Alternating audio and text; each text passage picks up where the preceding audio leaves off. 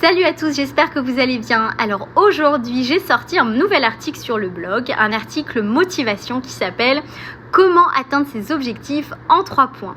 L'article est séparé en 2 parties. Donc le premier, je te donne donc les 3 clés pour arriver à atteindre tes objectifs. Et le deuxième, je suis partie à la recherche d'informations auprès de la super créatrice avec qui j'ai pu travailler, qui s'appelle Esther de la marque Paula.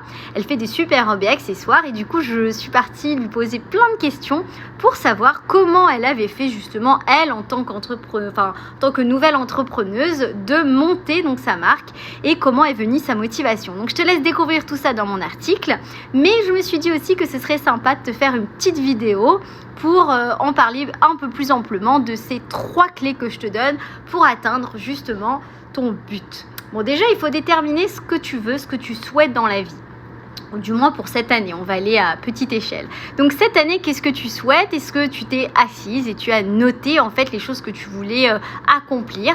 Peut-être que voilà, tu t'es dit que tu veux maigrir cette année, ou tu t'es dit que tu voudrais lancer une galerie, ou commencer à peindre, te mettre à la chanson, commencer à vouloir faire une formation en pâtisserie.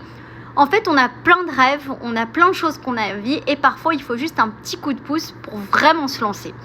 Donc, mes objectifs, c'est de sortir personnellement un roman par année.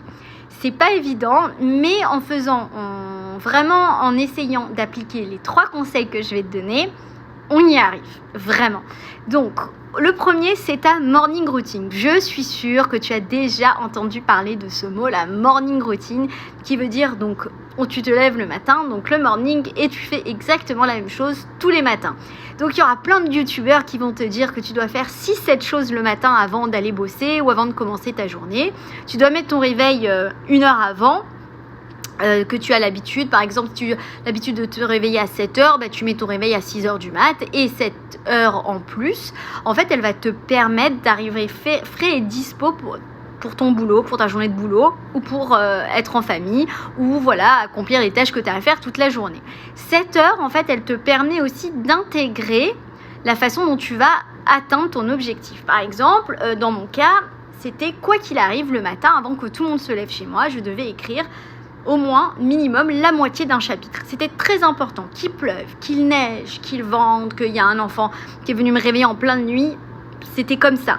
Quoi qu'il arrive, je me levais plus tôt, ou je me lève toujours plus tôt pour écrire ce que j'ai en tête, parce que sinon, si j'attends le soir ou si j'attends la fin d'après-midi, le problème c'est que toute la journée je vais traîner comme un boulet. Faut que je m'assoie pour écrire. Et du coup, à la fin, la journée, je suis crevée et je le fais pas et je préfère m'asseoir devant une série Netflix pour me détendre ou passer du temps à rien faire, mais certainement pas pour m'asseoir devant mon ordi et travailler. Donc, c'est pour ça que ta morning routine, de te dire que tu te lèves, tu te prépares avant, tu fais quelques petits étirements, tu t'accordes 10 minutes d'étirement, un petit peu de sport, tu t'assois après, tu prends un bon petit déj et après, il y en a qui prient, qui méditent et tout ça. Après, tu t'assois et tu commences à travailler sur ton projet, même 30 minutes. Tu vas voir qu'à la fin de la semaine, tu vas avancer vraiment de beaucoup de pas parce que justement, tu as concentré tes efforts le matin frais et ça va te booster pour la journée. Le deuxième conseil que je te donne, c'est la persévérance. Oui, parce qu'au début, on est tout plein de motivation et au final, on se rend compte que ça tient pas la route.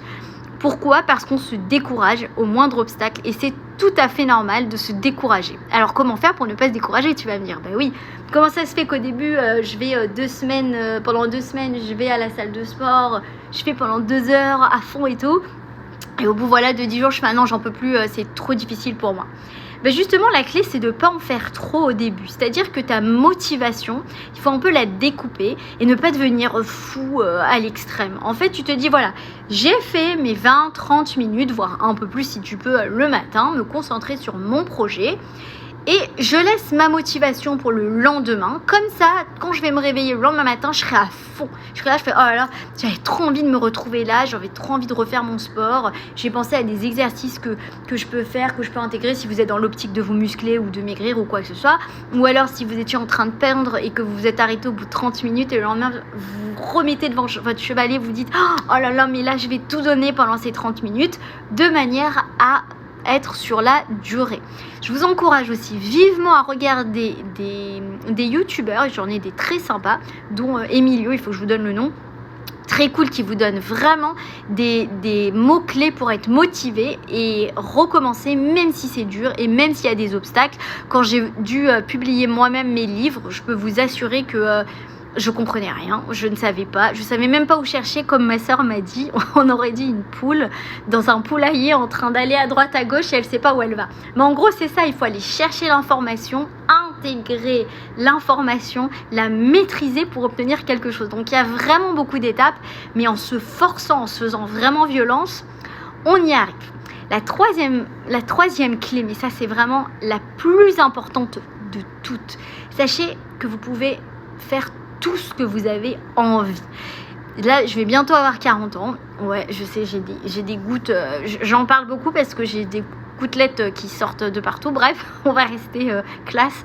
Et en fait, j'ai pris quelqu'un pour faire du sport, mais aussi pour m'apprendre à faire des pointes de danse classique. Oui, moi, la marocaine qui a été élevée au couscous boulette, pour mes 40 ans, je voulais savoir tenir toute seule sur des pointes. C'est mon objectif. J'ai encore quelques mois devant moi pour y arriver.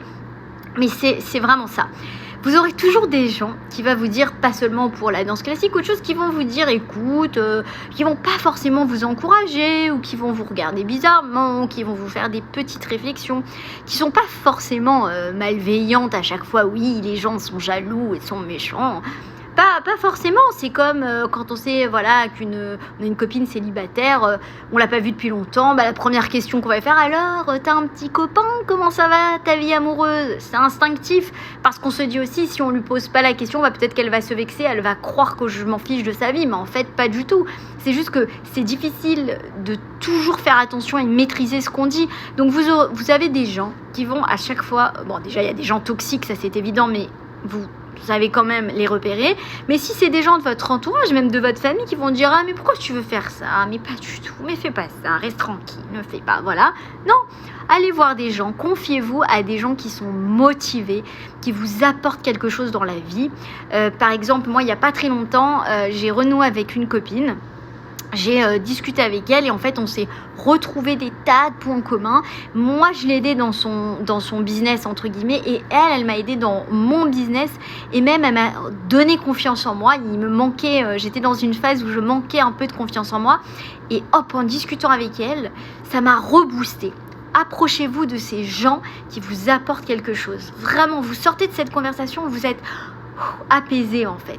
Et les gens qui vous prennent beaucoup d'énergie, mettez-les de côté, voyez-les en pointillé, ou soyez pas trop, ne vous confiez pas trop sur votre vie, et surtout pas dans vos projets, non pas pour une histoire de ah ouais, de toute façon, je suis sûre elle va me faire quelque chose, à cause d'elle ça va pas marcher, ou des choses comme ça. Laissez tomber tous ces trucs. Les choses qui vous tiennent vraiment à cœur, faites-les avant tout pour vous, comme ça chaque matin quand vous allez vous lever, vous regardez dans une glace, vous serez fiers de vous. Et en accomplissant vos rêves et en accomplissant des bonnes choses, je sais pas, moi par exemple mon prochain rêve c'est de passer mon bac. J'ai jamais eu mon bac, c'est mon rêve. Et plein de gens, j'en ai parlé à 2-3 personnes qui m'ont dit, pourquoi tu vas faire ça? C'est débile de passer ton bac, c'est bon, ça y est, qu'est-ce que t'as approuvé? Pour moi, franchement, ça me ferait plaisir de me dire que j'ai mon bac.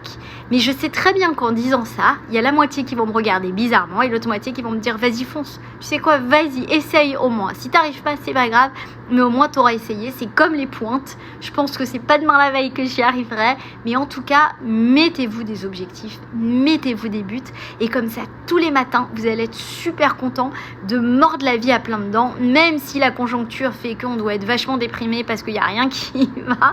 Tant qu'on a la santé, comme on dit, on peut tout faire. Voilà, je vous embrasse fort, à très bientôt, on se retrouve lundi pour une chronique, bientôt mon livre dans un mois si Dieu veut, le gang de Brooklyn il sort, j'ai hâte de vous le faire découvrir. Je vous embrasse fort et à très bientôt.